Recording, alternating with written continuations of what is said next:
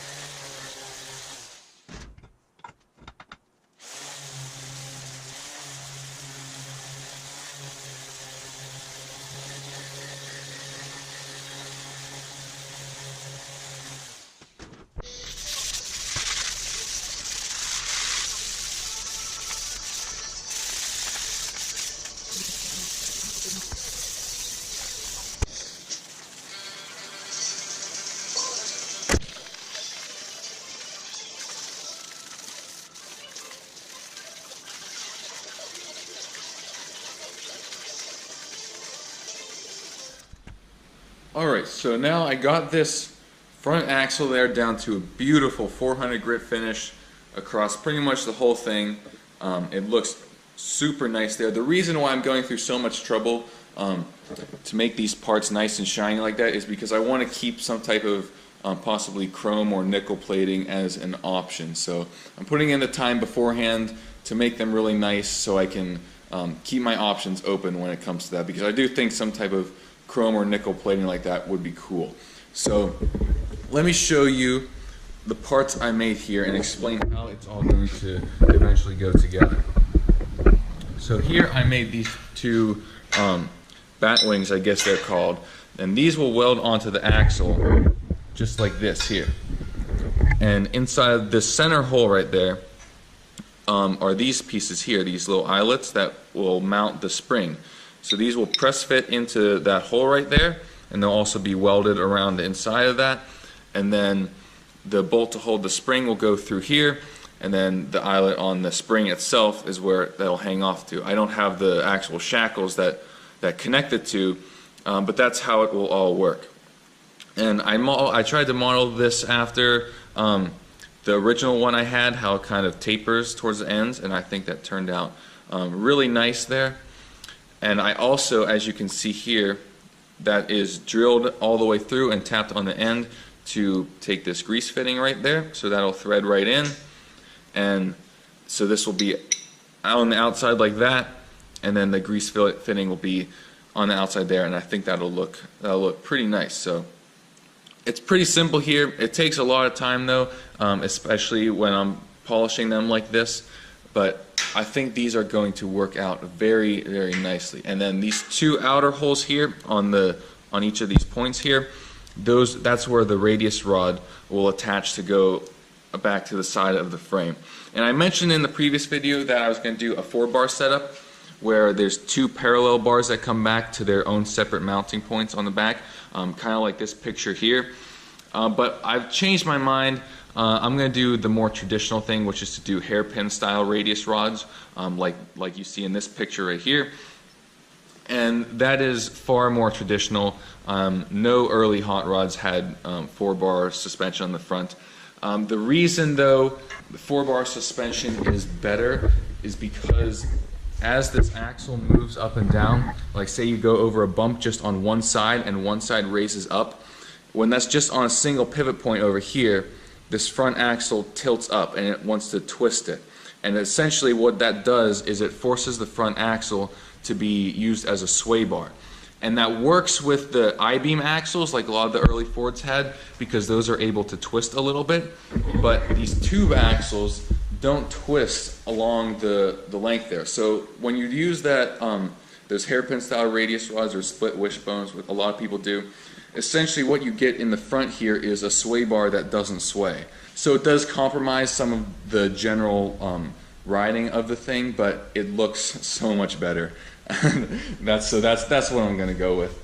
And the other thing that will minimize the effects too is this whole thing is going to be relatively very light when it comes to cars. So the lighter something is, the less stress that actually puts on all the components. So I think it should work out, and I'm really excited to get to making the hairpins sometime soon. So that's all I have for you for this video. Thanks for watching, and I'll see you next time.